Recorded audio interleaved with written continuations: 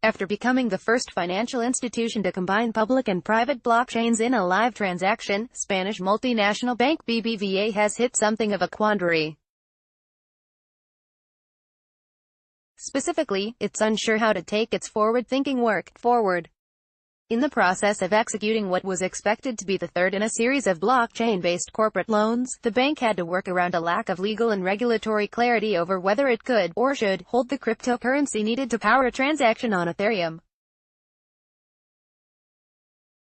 In short, BBVA's innovation is meant to act like a public notary service, combining private hyperledger technology, used to negotiate the loan, with a public blockchain, in this case Ethereum, in an effort to identify and store each loan agreement with auditability.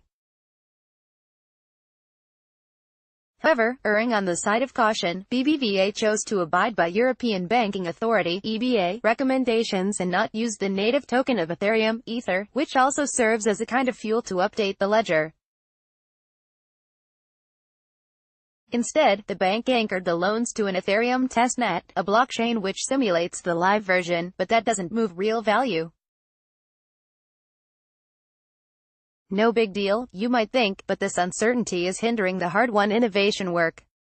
Alicia Pertusa, Managing Director of Corporate and Investment Banking at BBVA, said that according to the EBA recommendations of 2014, European banks are discouraged from owning, buying or selling cryptocurrencies.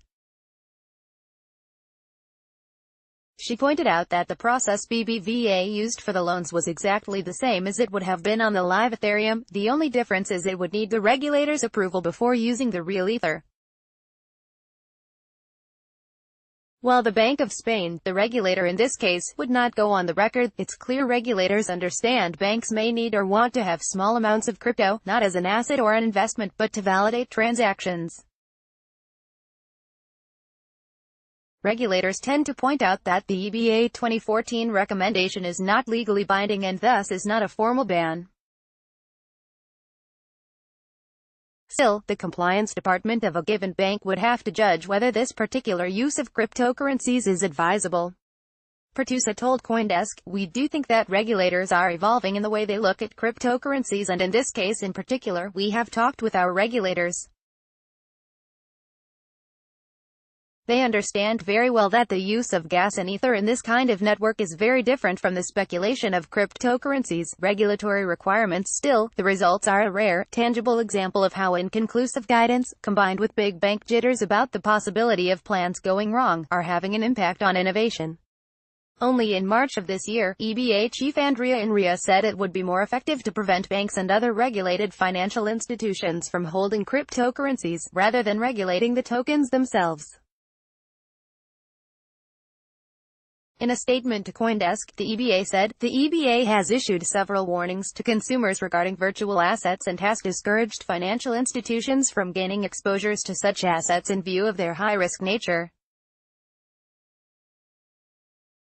However, as a matter of EU banking law, there is no prohibition on financial institutions gaining direct or indirect exposures to such assets. None of this lessens the irony that BBVA is doing real corporate loans €75 million to technology company Indra in April, followed by last month's €325 million to oil and gas company Repsol, and last week €100 million to construction firm X, but is uncomfortable holding a few dollars worth of Ether because of mixed signals from regulators.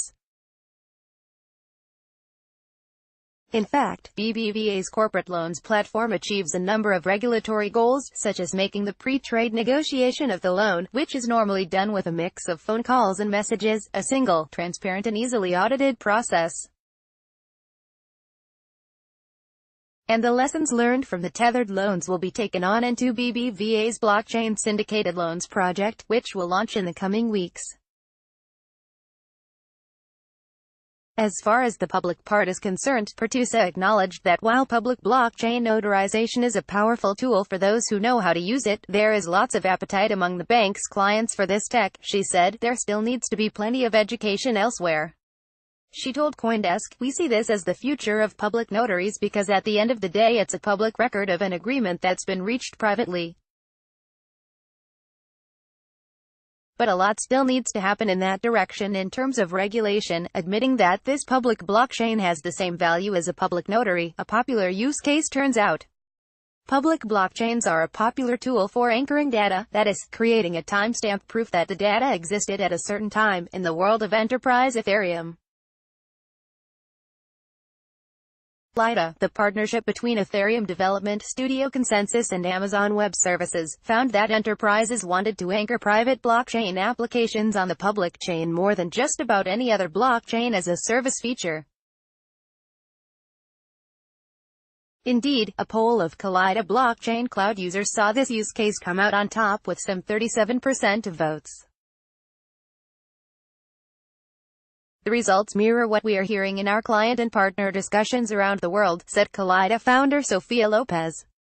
Asked what he thought of the uncertainty facing banks looking at public blockchains for this purpose, Steve Cerveni, CEO of Kalida, said he was aware of the issue and is in discussion with customers about it, adding that a workaround is in the offing. We are currently exploring how Kalida's pinning Tether feature as a service could alleviate this concern, said Cerveni. For example, they pay Kalida in fiat for this optional feature and Kalida handles all of the technical details including Ether, Gas. Speaking on behalf of the Enterprise Ethereum Alliance, Connor Svensson, Block OI founder and EEA Standards Chair, said the conundrum demonstrates why financial organizations are far more comfortable working with private blockchain deployments. He concluded, it's where they can exert a much higher degree of control over the network and are not bound by the same regulatory concerns that apply whilst working with the public. Blockchains. BBVA image via Shutterstock. The leader in blockchain news, CoinDesk is a media outlet that strives for the highest journalistic standards and abides by a strict set of editorial policies. CoinDesk is an independent operating subsidiary of Digital Currency Group, which invests in cryptocurrencies and blockchain startups.